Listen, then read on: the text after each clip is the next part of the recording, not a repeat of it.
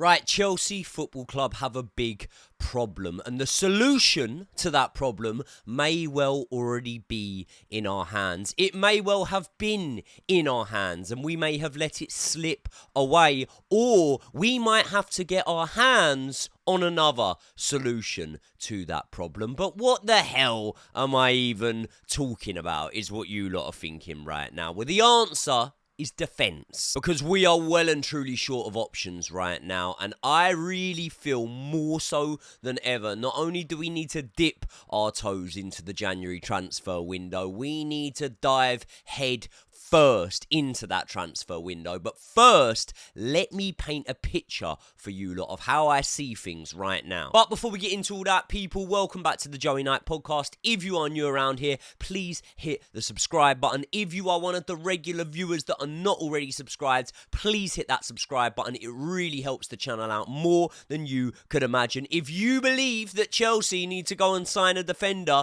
this January, then smash the like button right now. And even if you don't believe we need a defender, just smash the like button anyway. And also, Josh and Joey and Josh, whatever we call our podcast, it's linked in the description. We are dropping episodes every single week, so make sure you follow that if you want to hear us ramble on about all stuff that's not really football related. Let's get into the video. So unlike a couple of managers under the Bowley and Clear Lake tenureship, Enzo Maresca actually had a pre-season to get to know his players and to work with his players, and upon doing so, he realised that his best centre-back duo would be Levi Colwill and Wesley Fofana. And when Chelsea are in possession of the ball, then often that back four, that we call it, will become a back three, with one of the fullbacks inverting. Sometimes it will be Cucurella, and that means that Levi Colwill will push over to the sort of left-hand sided centre-back space, which he's quite adept to, being that he had played left-back at times under Mauricio Pochettino. And if it's the likes of Malo Gusto or Reece James when he's available that pushes on, moves forward, inverts, then it's very, very simple. Wesley Fofana will move over to the right-hand side, and Levi Colwill will stay in the middle, with maybe Cucurella staying back. Sometimes both boys will bomb on, go forward, Cucurella will be somewhere, Malo Gusto will be inverting, and then it was left with Wesley Fofana and Levi Colwill at the back, but they would usually have the support of one of the defensive midfielders, whether that be Romeo Lavia when he's available, whether that be Enzo Fernandez, or probably best suited Caicedo. And I'm not saying we had the best defence in the league, but I felt it was working, I felt it was improving, and the relationship, the bond between the two centre-backs was growing. And Wesley Fofana is a great player, but he's only a great player if he's available and fit enough to be on the field. And since we signed Wesley Fofana, he has suffered horrifically with injuries. And to be honest, I think that the scouting department, the recruitment department really need to look long and hard at themselves with this signing. Not because I regret signing Wesley Fofana, because he's still very young, and if things come good for him, he can have a really good career at Chelsea Football Club if he gets over his injury woes. But we signed him off the back of a 38-game season for Leicester, in which he was only available to play in 7 of those games. He moves to Chelsea and he plays 2 matches before missing 4 months of football through injury. He comes back and he plays during the run-in of the 2022-2023 season, one of our worst in the history of the club, or at least in my lifetime supporting Chelsea Football Club. And then the following season, he misses 38 out of 38 matches. Now, when you spend £75 million on a player, that can only be described as a horrific start to life at this new football club. But there is a silver lining, because we saw him come back in pre-season, he played really well, he formed that partnership with Levi Colwill, and it finally looked like he had gotten over the injury woes that had crippled his career so far. But when he picked up that injury at the start of December, I was really concerned. It wasn't even like our defence had been meticulous to that point. We had conceded 12 goals in 12 games, but I did see a relationship growing there, and in the 7 games since, we've conceded 10 goals, so you can see there has been a drop-off in our defensive ability. And now, despite conflicting reports from things that we've seen in comments on social media and whatnot, we're basically being told that Wesley Fofana will be out for the rest of the season. So Then we need to look at our options, and I'm going to order these guys in terms of importance as I see them. First off, and most important, we have Levi Colwill. He has been a mainstay of the side. He started every single match apart from the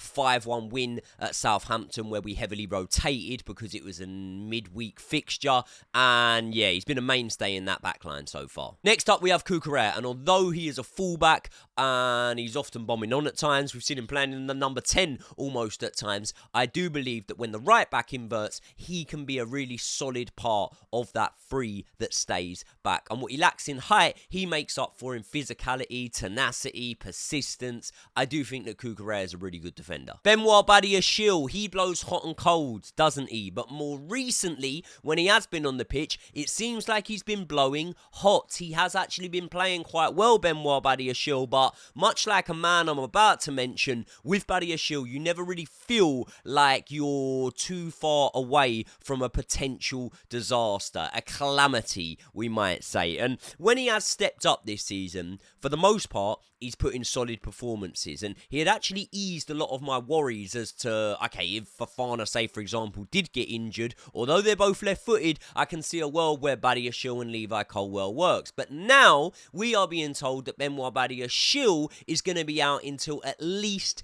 February. So, in my eyes, the season ending in May, he's going to have to regain fitness and whatnot. We're going to get him back for a month, 2 months, whatever. I don't know. I'm writing off Badiashille for the rest of this season now. Next up, we've got Tosin Adarabioyo. We signed him on a free. We cannot complain at all. He made championship team of the season with Fulham, and then when he came up, he was able to level up. He suited the Premier League fine. He looked like Fulham's best defender, to be honest, and I think it was quite a coup that we managed to get him on a free transfer. And initially, I had really high hopes from him. I saw him in the Cup and I saw him in the Europa Conference League, and I thought, yep, you could be the next one in. If anyone gets injured, you could come in and you could fit into that backline very, very well. And I've got to be honest, I've been a little bit underwhelmed by Tosin Adarabioyo. Now, that is not me saying that Tosin has played bad at all. I don't think he has played badly, but I do think that there is a big drop-off from a fit and firing Wesley Fofana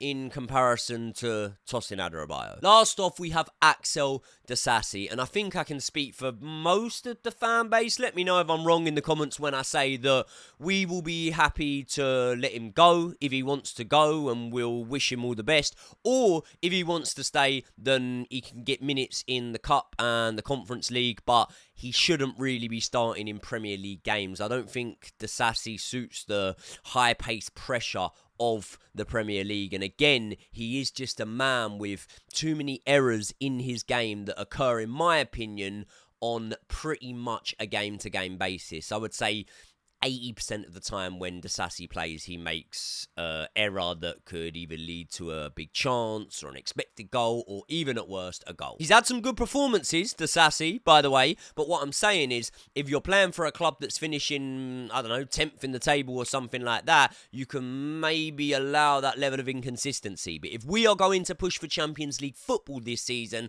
I don't think Disasi's the answer to our backline problems. Now, I mentioned the fact that we might already have the solution in our hands, and that solution could come in the form of Joshua Changpong. He has been a player that I've called for time in, time out to get more game time, and I'm really, really impressed by him. He played well against Crystal Palace, in my opinion, and he looks mature beyond his years. But when you speak about his years, he's only, 18 years old, so he's not even fully grown. He's not fully developed. He's going to fill out a lot more, and the physicality of the Premier League is so much different to the non-senior football that he had been playing up until that point. Maybe he might need a loan. Maybe he might need to be bedded in. But again, this is where it comes down to sort of ambition as to what we want this season. Because if we are to take the risk, and it is a risk, of saying, right, this season now, we are going to pair Joshua Changpong with Levi Colwill. That is all well and good. But no matter how good you are, a player of that age is going to make mistakes in games. And therefore,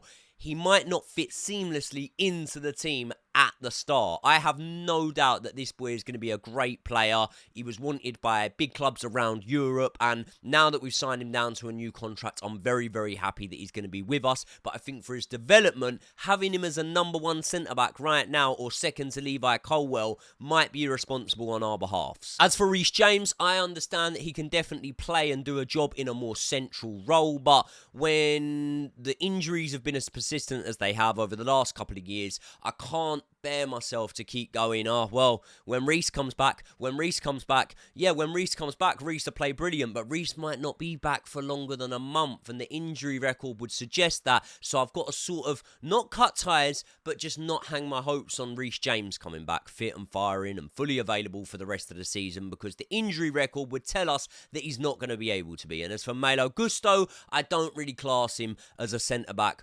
option, to be honest. Renato Vega, he's there, but he seems out of favour with Enzo Maresca at the moment, and how soon that changes, I don't know. So here's how I see it. We have Colwill, Cucurella, Tosin Adarabioyo, Disasi, and Achampong that are all available and ready to play right now. Two of those names, in my opinion, in Levi Colwill and Marc Cucurella, are definitely good enough to start in a backline that is able to compete and finish in those Champions League spots. But then that leaves us with a dilemma.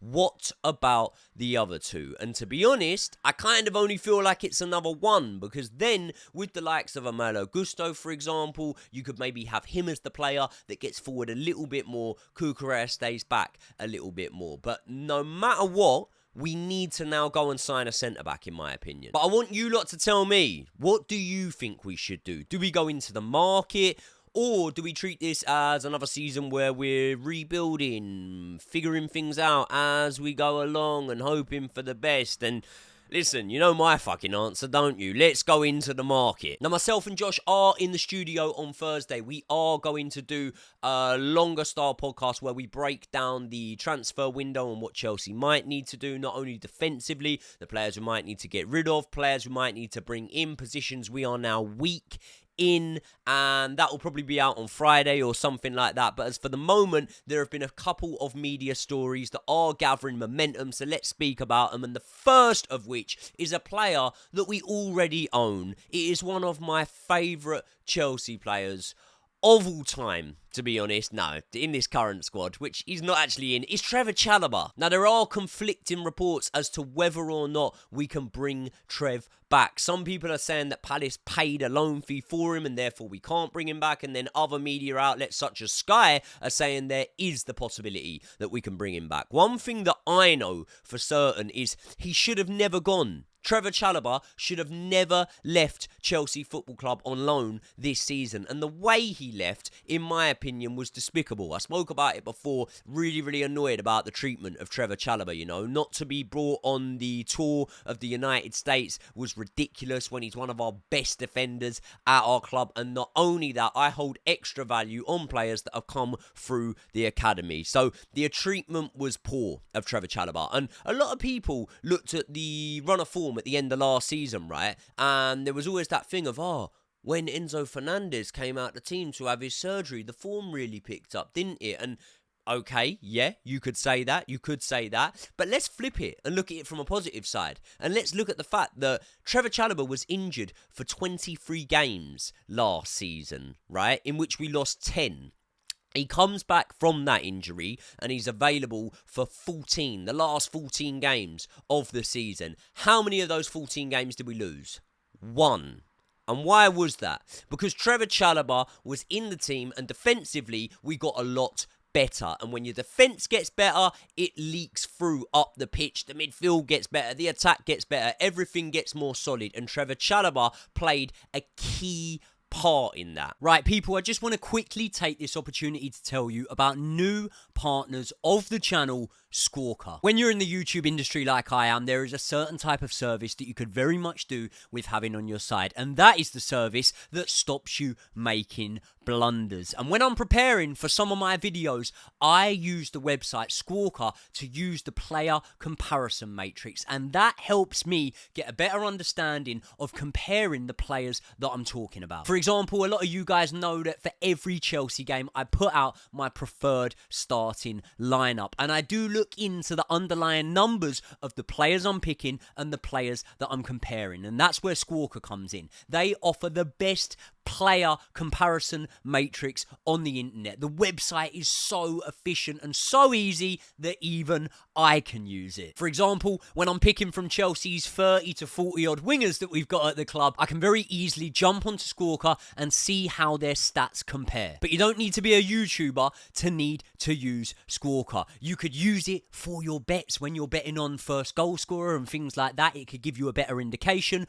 Or you could just use it to look like a genius down the pub, and we all like to do that, don't we? So thank you very much to Squawka for not only helping me prepare for my videos, but also partnering up with the channel. So help support me by supporting the guys that support the channel in Squawka. They are linked in the description for this video. Let's get back into it. Basically, what I'm trying to say is Trevoh Chalobah is fucking mustard, and the sooner fans realise, not even fans, I think most logical football fans understand that Trevoh Chalobah is a very good player and that he'd be starting for Chelsea Football Club right now. I think all of our fan base recognise that, or at least most of us. I think it's just our ownership that don't really recognise that. But I'm going to give you a list of centre-back options, right, that we have signed since Trevoh Chalobah made his debut for Chelsea Football Club, to even just cement this point better for you, right? Malang Sarr, Wesley Fofana, Koulibaly, Badiashille, Disasi, Renato Vega, Tosin Adarabioyo. That is 7 players, and there's only one of those 7 that I'm willing to say is probably a better player than Trevoh Chalobah, and that is Wesley Fofana. But as we've already spoke about, Wesley Fofana's injury record has been pretty appalling, to be honest. So does he even count as being better than Trevoh Chalobah? The amount of money we've spent on them 7 players in comparison to what we spent on Trevoh Chalobah, which is 0 because he came through the academy, just tells you, what are we doing here? So if it turned out that we could bring Trev back in January, I would bite your hand off, get him straight into the first team. But if we are not able to get Trev back, and we do have to once again broaden our horizons and look further afield, I don't think we need to even look that further afield. In fact, we don't even need to look further from the field that Trevoh Chalobah is playing on, because the other reports are that Chelsea are in for Marc Guehi. Now, I would go as far to say that there's probably not a Premier League club that wouldn't want Marc Guehi. In fact, there's probably not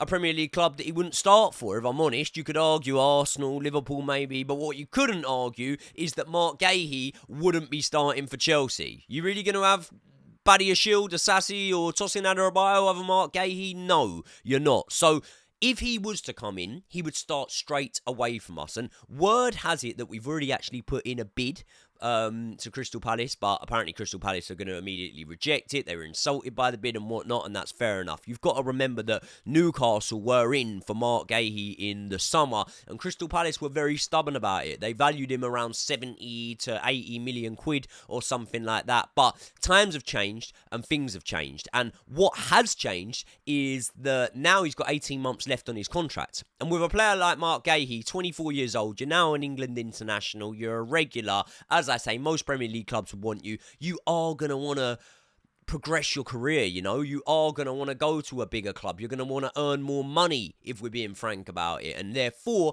I don't see Marc Guehi signing a new contract. And every day that he doesn't sign a new contract, the clock is ticking and the valuation is dropping. And therefore, you are not going to get anywhere near 70 million for Marc Guehi with 18 months left on his contract. Now, ironically, Chelsea have a big role in that contract, by the way, because when we sold him to Crystal Palace for 18 million, we had 2 clauses in the contract. The first of which was that we could match any offer that they accepted from another club for Marc Guehi were they to sell him. And if we didn't want to match that offer, we would get 20% of the fee of the sale of Marc Guehi. How that 20% fee thing would work if we were to buy him back, I don't know. But here's what I do know. Marc Guehi would immediately come in and up the quality of our backline. He would bring a calmness and a composure to that backline that it's been lacking, not just in the recent weeks where we've had a bad run of form, but all